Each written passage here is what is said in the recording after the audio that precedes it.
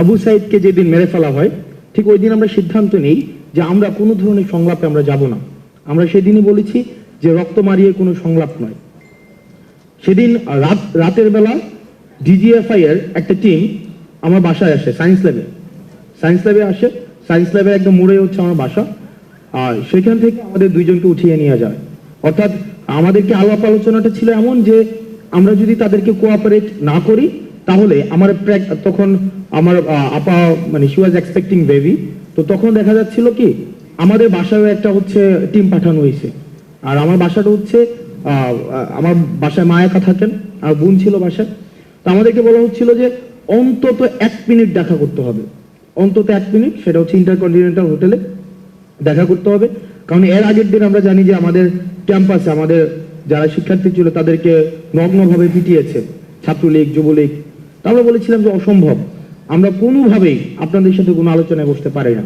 পরে আমাদের বাসায় এসে হচ্ছে আমি সার্জিস একসাথে ছিলাম, আমাদেরকে উঠিয়ে নিয়ে যাওয়া হয়। এবং এখনো পর্যন্ত আপনারা যারা জার্নালিস্ট আছেন আপনারা খোঁজ নিলে পারেন, সেটা হচ্ছে আমাদেরকে সরাসরি হচ্ছে যে যমুনা পদ্মাতে নিয়ে যাওয়া হয়। আমরা পদ্মাতে যাই, সাথে সাথেই 3 জন মন্ত্রী হচ্ছে পদ্মাতে প্রবেশ করেন। তৎকালীন সভামন্ত্রী নওফেল, আনিসুর, ওই যে আইনমন্ত্রী ছিলেন আনিসুল হক, তারপরে হচ্ছে যে আরাফাত, এই 3 জন সাথে সাথে প্রবেশ করেন। তা আমরা ডিজিএফ এর যে প্রতিনিধি দলটা ছিল আমরা বলি যে আপনারা এই 3 জনের সাথে আমরা কোনোভাবেই বসতে পারি না, আপনারা আমাদেরকে ভয়ভীতি দেখিয়ে এখানে নিয়ে আসছেন, অসম্ভব, কোনোভাবে আমরা এখানে বসবো না। পরে ডিজিএফ এর তৎকালীন যিনি চিফ ছিলেন মেজর জেনারেল হামিদ, ওনাকে পরে সরিয়ে দেওয়া হয়েছে, উনিও আসেন। এবং ওনার যেই পরবর্তী GS1 বা ওনাদের যেই হায়ারার্কি থাকে সবাই ওখানে আসেন ওই পদ্মার মধ্যে। দেন আমাদেরকে এক রকমের ভার্বালি ফোর্স করতে থাকেন যে আমাদের ওনাদের সাথে কথা বলতেই হবে। আমরা বলিনি। পরে হচ্ছে ওনারা আমাদেরকে যেহেতু কনভিন্স করতে পারছে না, পরে ওই 3 মন্ত্রীকে 30 মিনিটসের মধ্যে বলে যে ওরা বসবে না। পরে আমাদের সামনে দিয়ে আবার হচ্ছে ওনারা চলে যান। আমরা ওনাদের এন্ট্রেন্সটাও দেখি, এক্সিটটাও দেখি, মানে আমরা দুইজন কোনোভাবেই কনভিন্স হই না। তো যেহেতু আমাদেরকে কথা ছিল আমাদেরকে বাসায় ফেরত দিয়ে যাবে, ওই দিন আমাদেরকে বাসায় ফেরত দেয়নি। তখন আমাদেরকে একটা সেফ হোমে নিয়ে যাওয়া হয়। সেফ হোমটা এখনো আছে কিনা আমি লোকেশন দিচ্ছি, সেটা হচ্ছে যে আমাদের মৎস্য ভবনের অপোজিট সাইডে আন্তর্জাতিক মাতৃভাষা ইনস্টিটিউট। বাইরে থেকে কোনোভাবেই বোঝা যাবে না যে এটা একটা ডিজিএফআই এর সেফ হোম। বাইরে থেকে মনে হবে এটা পরিত্যক্ত বাড়ি, কিন্তু আপনি যখন ভিতরে প্রবেশ করবেন দেখবেন সেখানে মডার্ন এমিনিটিস সবকিছুই সেখানে অ্যাভেলেবেল, কনফারেন্স রুম রয়েছে, সবকিছু রয়েছে। সেখানে আমাদেরকে সন্ধ্যাবেলায় নিয়ে যাওয়া হয়। দেন পরবর্তী 2 দিন আমাদেরকে সেখানে মানে আটকে রেখে যত ধরনের ফোর্স করা যায়, ভার্বালি, ফিজিক্যালি, যত ধরনের। এবং রাষ্ট্রে এমন কোনো আইন প্রয়োগকারী সংস্থা নেই যারা আমাদের সাথে ওই সেফ হোমে বসে নাই। এবং মেন্টালি যত ধরনের টর্চার করা যায়। একবার আমাকে বলে যে সার্জিস রাজি হয়ে গিয়েছে, সুতরাং তুমি যদি রাজি না হও তাহলে তোমার ভবিষ্যৎ তুমি দেখবা। এবং সেখানে হচ্ছে আমাদেরকে কেরিয়ার সেটেল করে দেওয়ার কথা হয় যে দেখো এখানে যে প্রত্যেকটা মানুষ মারা যাচ্ছে সবগুলোর ড্রাইভার কিন্তু তোমাদেরকে নিতে হবে, সবগুলোর driver. In the meantime Asif নাইদের সাথে আমাদের যোগাযোগ হয় না, কারণ আমাদের ফোন ছিল না। আমরা বারবার চেষ্টা করছিলাম আমরা যোগাযোগ করব, আমরা কোনোভাবেই তাদেরকে আমরা সংযোগ করতে পারছিলাম না। তো আমাদেরকে বারবার বলা হচ্ছে যে বিদেশে, এবং আমাদেরকে বলা হচ্ছে যে দেখো তোমরা যদি সেটেলমেন্টে আসো তোমাদের যে কেরিয়ার ওই কেরিয়ার হচ্ছে আমরা সেটেল করে দেবো, তোমাদের বিদেশে বলো দেশে বলো যাই বলো না কেন। এবং ওনারা আমাদেরকে বলছিলেন এই ভদ্রলোকের কেরিয়ার অলরেডি সেটেলড, কিন্তু আমরা কোনোভাবেই নেগোসিয়েশনে যেতে যাচ্ছিলাম না এবং আমরা কোনোভাবেই বসতে যাচ্ছিলাম না। তো সর্বশেষ আমাদেরকে ওই দিন আমি হাসিবকে নিয়ে আসি, কারণ আমি কোনোভাবেই আমি বিষয়টাকে যে কিভাবে অ্যাড্রেস করবো, তা হাসিব আমার সাথে ফোনে যোগাযোগ করে হাসিব নিয়ে আসে।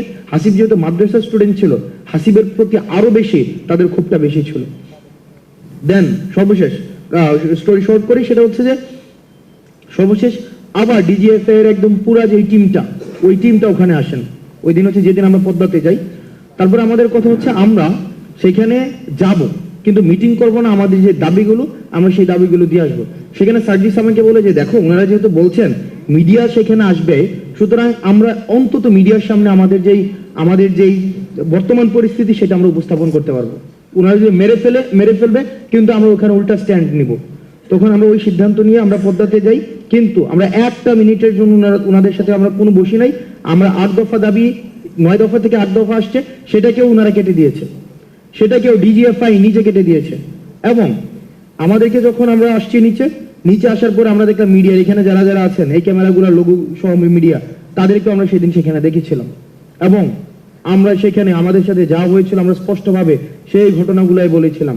দুঃখজনক হলেও সত্য, আবার যখন আমাদের সেই ফোনে নিয়ে আসা হয় আমরা দেখেছি ডিজিএফআই ফোন দিয়ে দিয়ে সেটাকে ইন্টেনশনালি এই প্রত্যেকটা ভিডিওকে কাট করেছে এবং আমরা দেখেছি যে না এই হেডলাইন যাবে না, আপনারা এই হেডলাইন দেন, ভিডিওর এই অংশ যাবে না, আপনারা ওই অংশ দেন। এবং নগ্নভাবে দেখেছি তৎকালীন মিডিয়ারা তারা যে প্রেসক্রিপশন দিয়েছে ওই প্রেসক্রিপশন অনুযায়ী হচ্ছে ভিডিও প্রচার করেছে, ওই প্রেসক্রিপশন অনুযায়ী হচ্ছে বক্তব্য প্রচার করেছে। আমরা স্পষ্টভাবে বলেছিলাম র ভিডিও এখন আমার কাছে আছে, যেটা কোনো সংলাপ নয় এবং আমরা কোনো শাটডাউন কর্মসূচি প্রত্যাহার করব না।